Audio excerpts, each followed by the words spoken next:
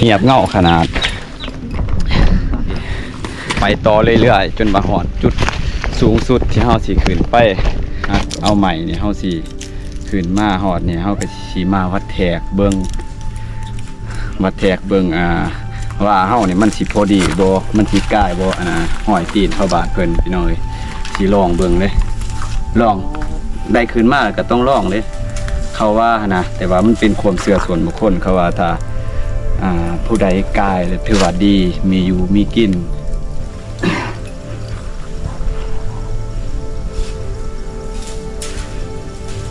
นี่ก็ยังเมื่อยเนี่ยตอนลงนี่ก็คือสิง่ายกว่าดอก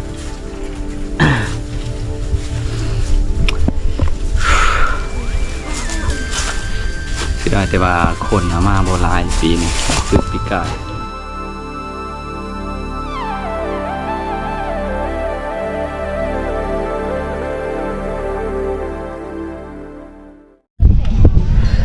วันที่17 เดือน 4 ปี 2025หรือว่าปี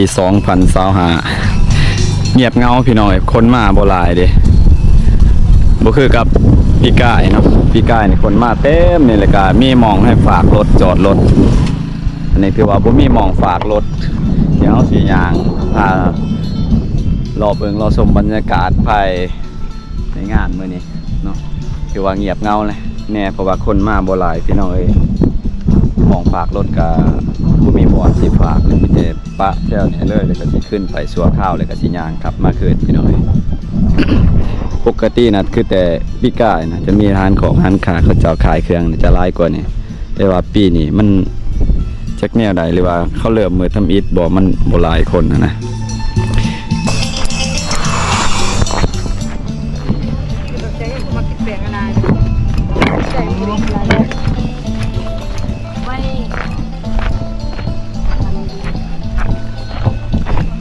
ปีนี้มาบ่หลายปีกายแถวนี้เต็มเบิดเขาชิมไปเลยเนาะอย่างที่มันเสียโคตรเลยบ่โคตรเลยห้อยบ่ให้ประจำจังได้ก็ให้ประจำน้ำเด้ตัว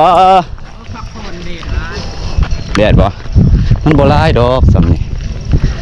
แดดธรรมดาขึ้นไปเทิงไปเงียบเงาเดี๋ยวสิพายางขึ้นไปเทิงอีกเทื่อนึงแต่ว่าบ่ฮู้ว่าเขาสิขึ้นไปหอดสิบ่ได้ขึ้นไปหอดเทิงแล้วแนวนี่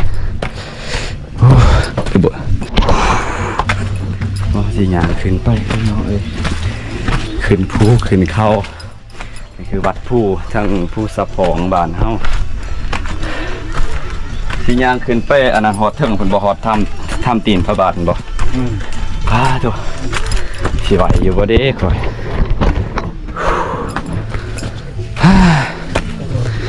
ขาจนลอย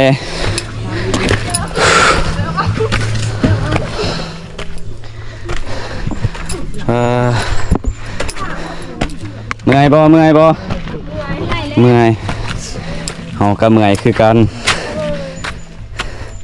โอ้บักหน่อยๆนี่คือว่าเก่งแท้ป่ะฮะคือเก่งแท้แค่นี้อยู่ดอกพอเพิ่นมานำนี่คันลงบ่ไหวได้สิได้พอสิเจียลงเมื่อยบ่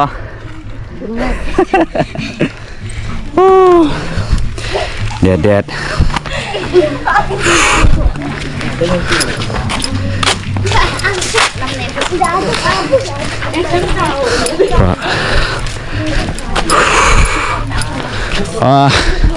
คือว่าเงียบเงาแท้ปีนี้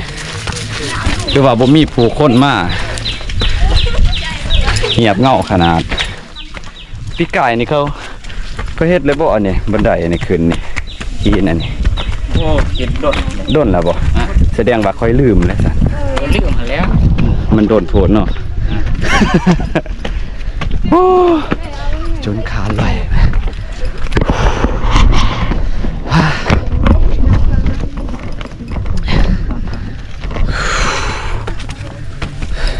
เงียบเงาเกินมืออื่นบ่จักเขาสีเริ่มมาลีเมื่อยเลย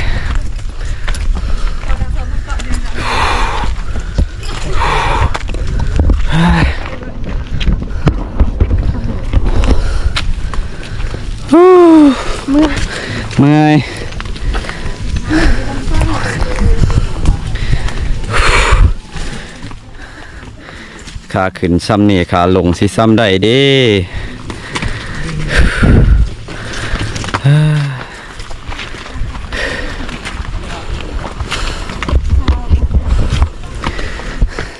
ลงมีสลิงลงใครแน่เนาะแม่นเลยในสีย่างนี่โอ้ตายมาปีนี้ถือว่าโอ้พี่น้องเงียบเงานะเพราะว่า คนนะมาบ่หลายบ่คือว่างปีแล้วเนาะปีกายนี่ถือว่าคนมาหลายเด้เขาจะขึ้นไปหอดจุดสูงสุดบนทีมันหอยตีนพระบาทพี่น้องเอ้ยเนาะหอยตีนพระบาทเดี๋ยวเฮาสิขึ้นไปหอดบ่มื้อนี้ก็ท้าติดตามเบิ่งชมนํกันเด้อสิไปบ่เพราะว่าตอนนี้เริ่มหอบเลยเที่ยงเมื่อยกำลังสิย่างขึ้นไปที่หอยตีนพระบาทมันอยู่เทิง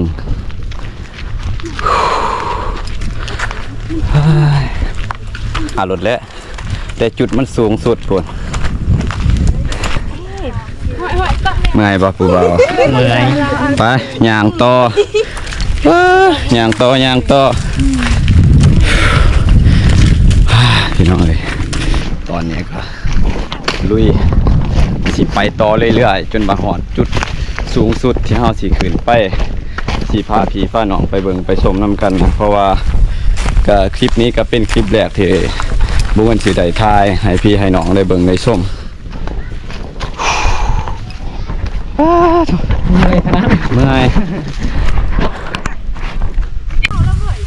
เมื่อยก็นั่งพักขนาดอายขึ้นกอดอายสิกอดพักเมื่อยบ่เพิ่งเหือแตกเลยเนี่ยคืนอายนั่งพักก่อน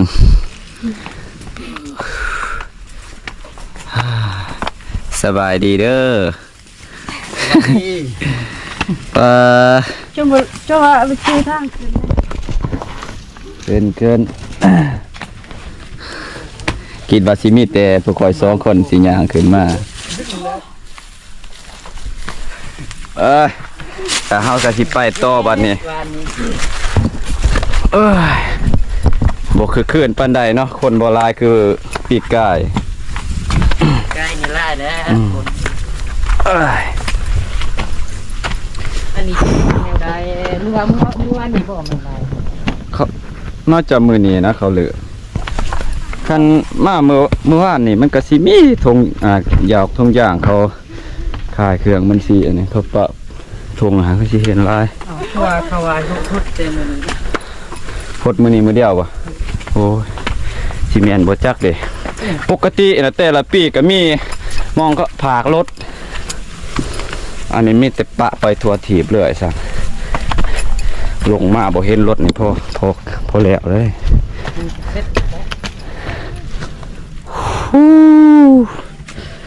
กว่าสิไปหอดตีนพระบาท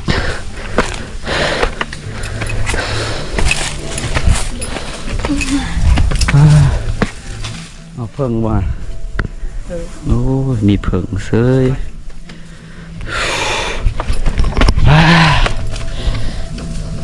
เปิดสภาพยังอีกใกล้เติบเลยนี่กองสิขึ้นไปหอด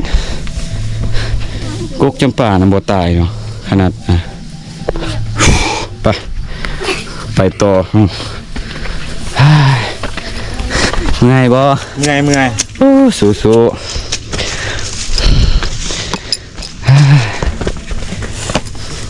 ก็เด้เปิ้นยังย่างขึ้นไปได้เฮาบ่สิขึ้นไปบ่ได้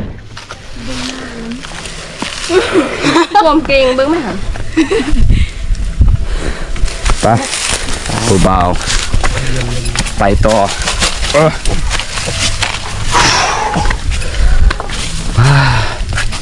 อ้าวขึ้นทางใดบ่เห็นพระตั้งใจขึ้นอยู่แถวซันเนี่ยก็มีพระพุทธรูปแล้วก็เขาทรงน้ำอยู่เลยพี่น้องแล้วก็สิขึ้นไปต่ออีกพุ่นแหละนี่สิขึ้นไปอีกวิดซันนี่ก็ยังอีกซันหนึ่งนะก็สิฮอดจุดที่จุดหมายที่เฮาสิขึ้นไปเนาะไปเดี๋ยวเฮาก็สิไปต่อบัดนี้ไปก่อนเด้อ เวลาเขายืนอยู่จุดนี้เขาจะแนมเห็นทางตัวเมืองนะแล้วก็ทุ่งนาแถเขตดอนตอมทุ่งนาเขตดอนตอมเส้นทางที่เขามาอยู่ภูกระแมนตัวเมืองใหญ่นะหอประสุมแขวงแล้วก็ธนาคารการค้าเขาก็อยู่จุดนี้เขาก็สามารถแนมเห็น ได้หลายมุมหลายบอนนะอันนี้ก็ถ้าเขาขึ้นไปถึงอีกล่างผู้บนสูงๆเขาจะแนมเห็นทั่วเลยแนมเห็นเบิดเลยอันนี้มันจุดสั่นที่2จากเขาขึ้นมาเนาะพวกแหละย่างขึ้นมาแต่หุ่นรถนะป้าไหวอยู่พุ่นแถวบริเวณวัดพวกแหละเดี๋ยวเขาย่างขึ้นมานี่กำลังสิขึ้นมานี่โอ้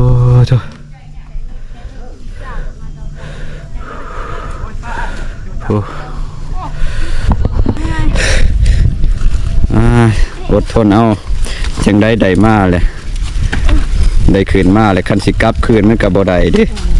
ต้องได้พรุ่งนี้ขาดสิไว้ก่อนมันต้องไปให้สุดคันย่ำมันบดคะแนนกันมาฝนตกอันนี้บ่ไหวหรอกเดี๋ยวบ่ไหวก็ต้องไหวเหมือนนี้ตอนนี้เขาก็มาหอดเลยจุดหมายปลายทางที่ห้อยเท้าพระบาทไปให้น้องๆเพิ่นขึ้นไปก่อนสีพักพรก่อนข่าวหนึ่ง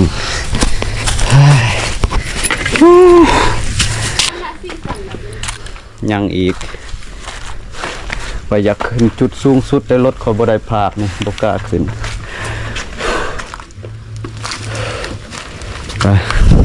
ไปสีเสียงดวงวัดแถกบัดนี้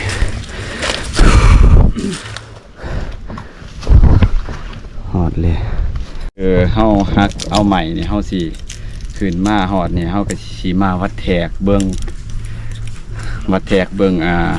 ว่าเฮาเนี่ยมันสิพอดีบ่มันสิกายบ่อันน่ะห้อยตีนพระบาทเพิ่นพี่น้องเอ้ยสิลองเบิ่งเลยลองได้ขึ้นมาก็ต้องลองเลยเขาว่านะแต่ว่ามันเป็นความเชื่อส่วนบุคคลเขาว่าถ้าผู้ใดกายถือว่าดีมีอยู่มีกินก็มีผู้บ่ถึงก็มีเด้เห็นบ่ใหม่นี่เขาขึ้นเนี่ยเขาเจ้าแทกเนี่ยแหละตั้งใจมาแทกแม่นแต่ว่าบ้านเฮาเขาหูดีนะแต่ว่ามันเป็นความเชื่อส่วนบุคคลเนาะเพราะว่าไผสิเชื่อก็เชื่อผู้ใดบ่เชื่ออะไรมันก็แล้วแต่ไม่เนี่ยเฮาแทกให้จับกล้องก่อนดับแหละมันดับยั่งเด้มันยังไม่เนี่ยเฮาแทกให้มันพอดีกับว่าเฮานี่แหละแล้วก็เอาไปแทกใส่กับหอยเท้าพระบาทหรือว่าหอยตีนพระบาทมันมีจักบ่อนคนบ้านเฮาเนี่ยเคยขึ้นบนเดียวนี่บ่หอยตีนบนเดียวนะครับคุณผุ่นไปเดี๋ยวเฮาสิลองอันจะแทกเลยบ่ยังแล้วเอาเบิ่งผ่านเอาได้เด็ดมากจะที่ลองที่จังเลย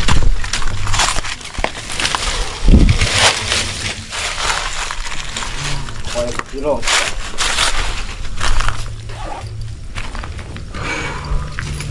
ยูฮันเนี่ยมีหม้อไปเลย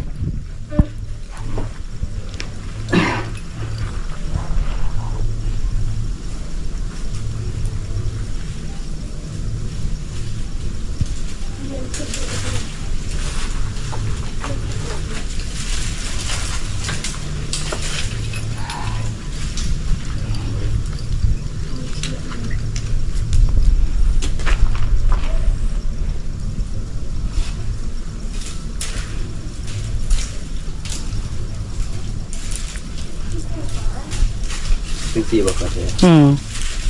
นั่นเท่าแล้วถ้าแทกคือว่ายังไม่มีก็ได้คือว่าไม่ไกลน้อยหนึ่งไกลน้อยหนึ่งพอดีโอเคเลยสำนักเทียบเหรอยังไม่พอได้หรอกไกลปลาเลื่อยอย่างนี้ก็เอาเข้ามาเทียบ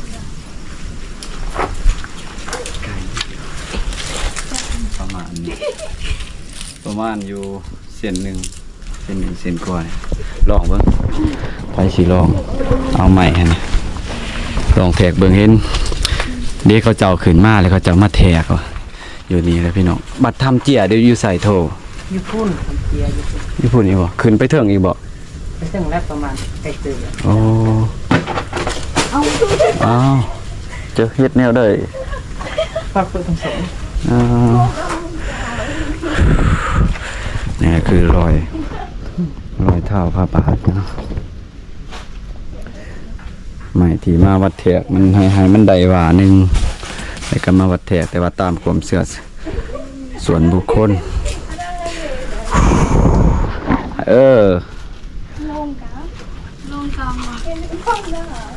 ลองเบิ่งการสิทาเบิ่งเบิดทีมงานเนี่ยขึ้นมาเนี่ยสิทาเบิ่งกว่าสิขึ้นมาฮอดนี่จุดนี่ก็โอ้พี่น้องเอ้ยอีหลาเรือค่อนข้างฮ้อนเด้ ด้วนๆขึ้นโมนี้ขึ้นฮะโอ้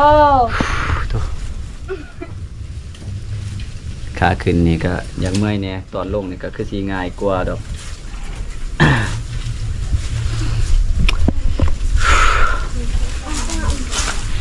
สิได้แต่ว่าคนน่ะมาบ่หลายปีนี้คือปีกายแต่ว่าเขาเริ่มฮดแต่เมื่อวานนี่บ่ จะมือว่าเนื้อแล้วประมาณ3 โมงเขาลงเด็ก เมื่อวานนี่บ่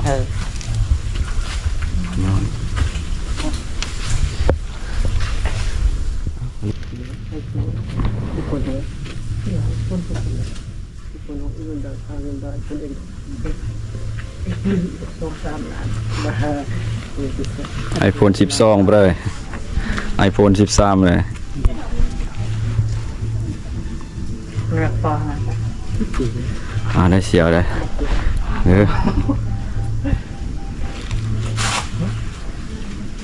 เลือกปลาครับต่อ นี่ไงว้าวทุกายลายเนาะ เนาะขว โอ้ ด ค่ะ อ่านเนาะ ผ่าน ทานหน่อย ผ่านได้อยู่ทุ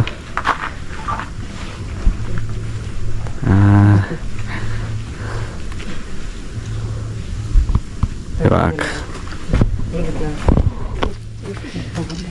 มีผู้บ่ถึงก็มีผู้กายก็มีเบิ่งลองอีกผู้หนึงมา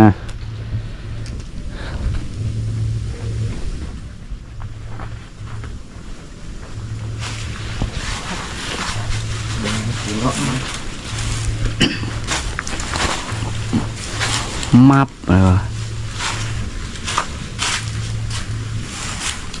นั่นโอ้ยกายกันเลยกายข่อยเนาะกายเขาเปิดโอ้โธ่ ทานอยู่บ่สั่นเลย ได้ถือว่าได้ ได้บ่ประมาณคือมองบาซัม2คูณ3คูณ เหลือเพื่อแล้วดีกว่ามันบ่ถึงกายเขาเบิดอย่าเอ้ย เอาเดี๋ยวเฮาสิลงไปก่อนเด้อบัดนี้ส่งน้ำพระเลยเหรอบ่พุ่นอ้ายสิลงไปก่อนนั่นนี่เป็นห่วงรถเขาอยู่ลุม ไปมาพอบ่ท่านบ่ได้เมียนไว้ ถือว่าเฮามาถือว่าเฮามาหอดจุดเนี่ยแล้วก็ถือว่าโอเคแล้วสำหรับเฮาได้เห็นได้มาสัมผัสได้มาถ่ายมาวัดแทกอันนี้ว่าอยู่นี่จุดนี้ก็คือจุดอิหยังเขาเอิ้นว่าหยังโทตีนพระบาทบ่ตีนพระบาทเนาะถ้าฟังไทยนะจะเอิ้นว่าหอยเท้าพระบาทแต่ว่านักคนเฮานี่บ่เฮ็ดว่ะหรือว่าคนแต่สมัยเก่าสมัยก่อนตัวนี้ยังบ่ฮู้คือกันเด้ไปอย่าสิลงไปก่อนบัดนี้พี่น้องว่าบ่เงินสิไปบนใดอีกต่อไปก็ถ้าติดตามเบิ่งชมนํกันพี่น้องเอ้ยช่วงนี้เลาะไปทั่วเลยสำหรับคลิปนี้ก็จบเพียงสำนี้ขอบคุณขอบใจเด้อพ่อแม่พี่น้องที่ได้มาทักทายมาเยี่ยมมาชมและติดตามเป็นกำลังใจให้พี่น้องเอ้ยเนาะคลิปนี้จบเพียงสำนี้ขอบคุณขอบใจหลายๆขอให้สุขภาพแข็งแรงเบิดสุขสุขคนพี่น้องเอ้ยบ๊ายบาย